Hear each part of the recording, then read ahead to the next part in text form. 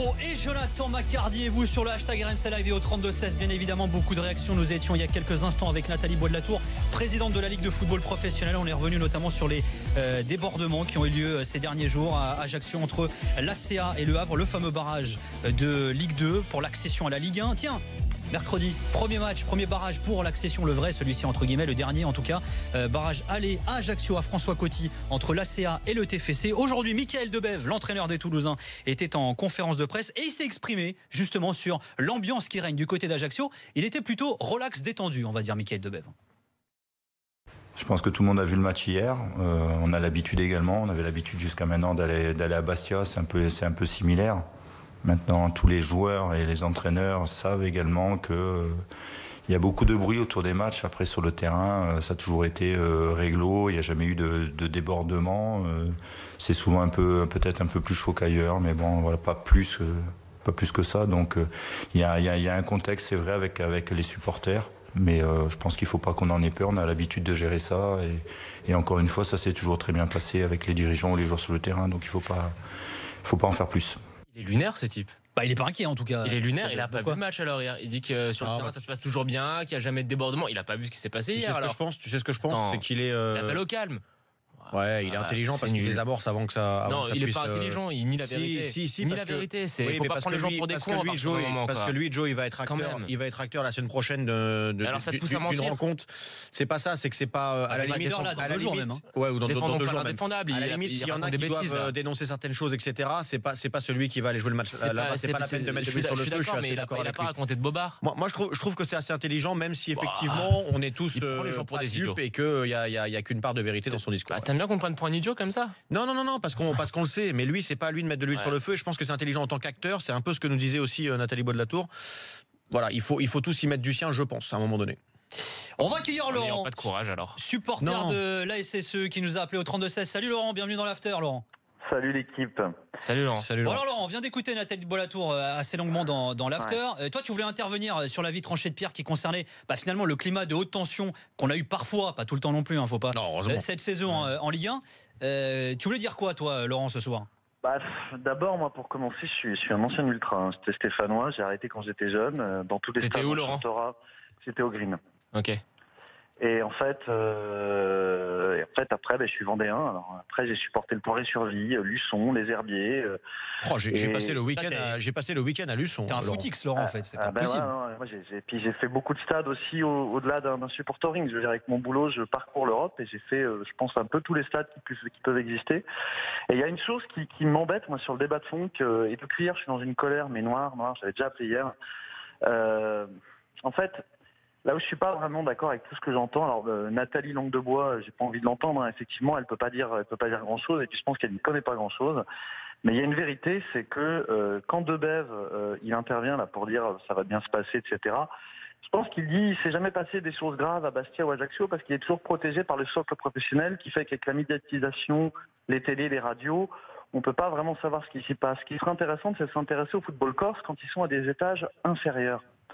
Quand en 2011-2012, nous on a le Poiré, puis après on a eu Luçon, et puis qu'on a eu des clubs comme les 2 clubs d'Ajaccio ou le CA Bastia, qui est pas le Sporting, parce qu'il y a plusieurs clubs en Corse qui jouent à des niveaux inférieurs. Et moi je peux vous dire ce qui s'y passe. Les menaces devant les vestiaires, les menaces dans les tribunes. Actuellement, il y a une réalité, c'est que dans le football amateur, on est dans un état de non-droit en Corse. Alors, ce que je dis peut paraître très violent, et j'ai pas envie d'être dans ce discours-là parce que je suis plutôt du genre humaniste et à être ouvert à toutes les ligues et à tout ce qui s'y passe. Et puis tu parais assez mesuré quand même, quoi. Assez posé comme garçon pour avoir des échos qu'on a déjà eu. Moi, je vais être honnête avec vous. J'ai fait des déplacements à des niveaux inférieurs. J'ai commenté le national pendant certaines années aussi, mais je l'ai vécu aussi ailleurs, cela dit. Ouais. Parce que tu parles du football amateur et des divisions inférieures. Il y a d'autres régions en France également où ça existe aussi. C'est ce que j'allais dire pour connaître mieux un petit peu, par exemple, l'Île-de-France, parce qu'on est ici. Malheureusement, ça existe aussi en Île-de-France au niveau du football amateur. Ça existe dans les endroits un peu chauds. En fait, c'est presque un regard sociologique qu'il faudrait qu'on mette sur les endroits. Bien sûr. C'est sociétal, t'as raison. Mais après, la Corse, c'est pas petit, tu vois. Vous voyez, c'est pas. On n'est pas dans la banlieue de Tesser à Grenoble ou à la Talou à Saint-Étienne. On n'est pas du côté de Fresnes en Île-de-France. On est vraiment sur un territoire plus grand. Et moi, je ne suis absolument pas surpris de ce qui s'est passé hier. Petite parenthèse sur le match. Moi, mon point de vue intime, au-delà du fait de suivre un peu tous les échelons, c'est qu'à partir du moment où tu as Camara qui marque le but à la 126e et que tu as à peu près 200 personnes qui rentrent sur le terrain et qui vont entourer les joueurs du Havre, dans quel état d'esprit étaient les joueurs du Havre pour faire cette séance de tir au but? Je pense que si la Ligue, ils ont un peu d'honnêteté, ils donneront match gagné sur tapis vert au Havre, c'est absolument évident, fermez la parenthèse. Mais j'aimerais bien qu'on ne mélange pas tout. Le problème qu'il peut y avoir au plus haut niveau qu'on a pu avoir avec nos ultra-parisiens, on a eu nos problèmes aussi à Saint-Etienne, dans plein de clubs, c'est pas la même chose que ce qui se passe en Corse. Il y a un problème de fond. Laurent, ce qui se passe en Corse, c'est simplement le reflet de la quête d'indépendance et de la quête de reconnaissance identitaire qu'a la Corse vis-à-vis de ce qu'ils appellent le continent. Et ça se traduit par le football, qui est un formidable vecteur de rassemblement social et de reconnaissance identitaire. Le hasard fait parfois bien ou mal les choses d'ailleurs. Enfin, je vous l'avais déjà annoncé ici il y a quelques temps, mais c'est marrant, c'est marrant, non, c'est pas drôle, mais je viens de rendre le script. Vous savez que je vais sortir un livre à la rentrée sur le football et le racisme. Et j'ai tout Non, mais c'est pas ça. J'ai tout un chapitre justement sur la Corse. Alors, j'ai eu notamment les Chibonda, les Kébé. J'ai eu des responsables de groupes de supporters. J'ai eu des emblèmes, des représentants du football corse, des Modesto, des Antonetti. Et alors, ce que tu disais à l'instant est assez intéressant. C'est-à-dire que le problème est assez complexe. C'est ce que disait d'ailleurs tout à l'heure Nathalie de Bois-de-la-Tour au sujet des problèmes de violence. Mais c'est vrai que c'est ce que tu dis. Il y a un aspect qui est culturel, il y a un aspect qui est historique, il y a un aspect qui est politique, il y a un aspect qui est sociétal également. C'est vrai que c'est très complexe quand on aborde la question de la violence sous toutes ses formes, mais en Corse, et pas qu'en Corse d'ailleurs, mais c'est vrai qu'il y a un rapport avec le continent qui est complexe. Mais c'est une violence qui se traduit dans les faits, mais qui est surtout et avant tout une violence symbolique.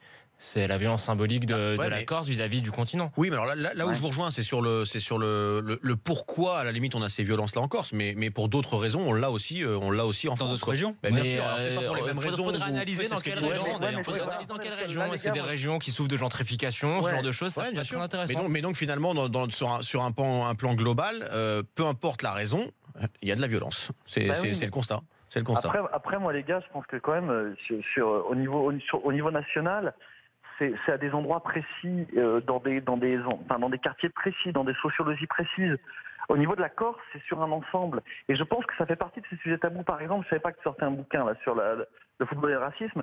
Mais quand on voit, par exemple, là, avec la liste de l'équipe de France, Bouba qui fait cette espèce de petit poème, de petite diatribe sur Benzema, sous-texte, chercher l'erreur, et il fait très bien comprendre entre les lignes, si Benzema n'y est pas, c'est parce que Benzema est d'origine algérienne. C'est clairement ce qui est dit. Sauf que de l'autre côté, il oublie d'ailleurs que Deschamps, il prend Fekir et Rami. Ouais, c'est pour ça qu'il se ridiculise un peu tout seul. Laurent, t'es très raisonnable, mais là, si tu commences à citer Bouba comme penseur moderne, ça craint un peu, mon gars. Je faisais un rhizome à la Deleuze, c'est-à-dire que je cite cet exemple-là, qui est souvent... Très bonne référence. Je t'aime bien, moi, Laurent. Je cite cet exemple-là sur lequel Daniel est souvent attaqué, pour dire que le problème corse, c'est un problème pareil, équivalent à celui que je viens de citer. C'est-à-dire que ça fait partie de ces sujets tabous auxquels personne ne veut s'attaquer, surtout pas les politiques. Et aujourd'hui, le problème, au-delà du match Ajaccio-Le Havre, au-delà de ce qui a pu se passer à Bastia avec l'année dernière, mais c'est que j'aimerais bien qu'un jour, réellement, nous ayons à la tête de nos institutions footballistiques des gens qui ne se cachent pas derrière l'argument de la justice. Mais t'as raison. En disant là, c'est terrible ce qu'a dit la présidente, c'est qu'elle dit ça va relever de la justice. Mais pourquoi on en arrive là? Parce que on pourrait éviter d'en arriver à une décision de justice si avant toute chose il y avait une décision qui était une décision de la Ligue et qui donnait un vrai processus, un vrai cadre. Un vrai cadre de sanctions aussi. Un vrai cadre de sanctions. Si la Ligue avait déjà dit, bon c'est fini, Ajaccio... La Ligue manque de fermeté de toute manière, Laurent. Voilà. Et puis moi, je suis désolé, c'était super sympa qu'elle vienne dans l'émission, mais elle a rien dit, quoi. Et surtout c'est le signal qu'elle envoie. Moi je vous entends, messieurs, mais une fois de plus, je veux pas tomber juste dans le truc. Alors si on fait ça, si demain la commission dit ça pour Ajaccio, alors à ce moment-là, il aurait fallu que cette année la commission donne des matchs perdus, je sais pas, mais à Saint-Etienne, à je sais plus les cas que j'ai cités. Grenoble ne faisait pas le barrage. Mais pourquoi mais alors à ce moment-là, il va falloir. Alors, je suis d'accord. À un moment donné, il faut commencer. Mais alors, attends, pour revenir à ce que tu disais par rapport au discours de Nathalie Bois-de-la-Tour, imaginons que la commission des compétitions demain tranche et dise, écoutez, finalement, le match est gagné sur tapis vert pour le Havre. Tu vas dire quoi?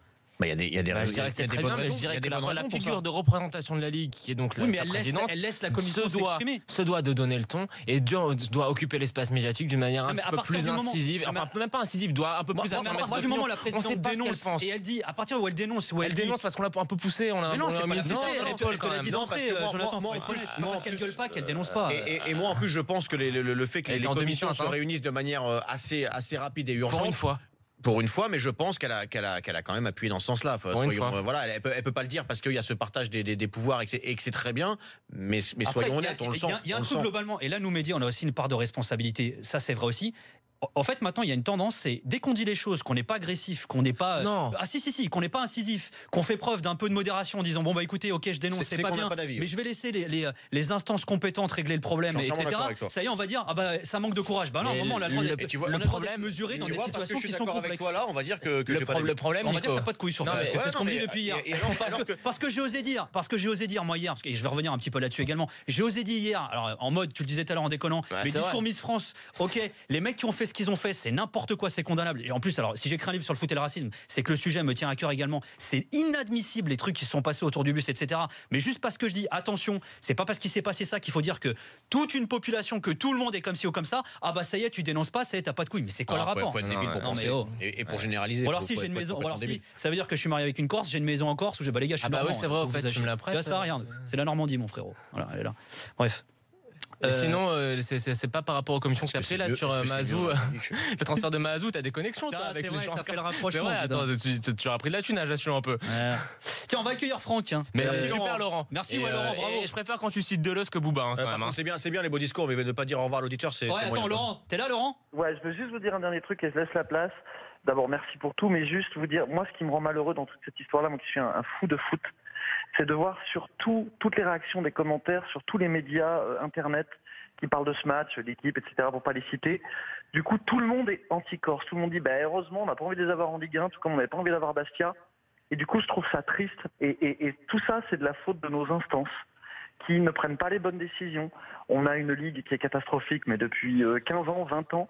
Et aujourd'hui, on en vient presque à avoir des gens qui sont anti-Corse en disant de toute façon. Oui, mais Laurent, je vais te répondre. Je vais te répondre parce qu'elle a un peu expliqué ça, Nathalie Bois de la Tour, il y a quelques instants également. Sache une chose, c'est que c'est aussi au club de se responsabiliser. Oui, c'est-à-dire que la Ligue, lorsqu'il y a un incident, elle peut porter plainte, elle se porte partie civile. Si le club derrière n'entame pas les démarches pour identifier les personnes qui sont mises en cause, la Ligue, elle peut rien faire. Voilà, c'est le club qui doit jouer le jeu aussi. Ça fait aussi partie du truc. Ça fait partie des choses aussi que nous, on doit expliquer aussi. Ça fait partie de notre rôle également. Donc les clubs sont aussi responsables.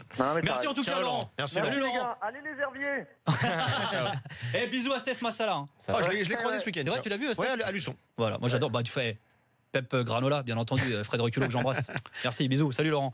Allez, nous revient dans quelques instants avec ton avis tranché. Oui. Mon Jonathan Macardy. Tout à fait. On n'a pas le temps de faire Franck, c'est ça? Ouais, je suis désolé Franck. Voilà, il a coupé la feuille, Jonathan Macardy. C'est moi, mais bien sûr. C'est toi avec ton moment quand t'as fait la promo de ton bouquin, arrête un peu. Joe, est-ce qu'on ferait pas Franck plutôt que Joe? Écoute, peut-être. Alors, peut-être. Arthur Robert.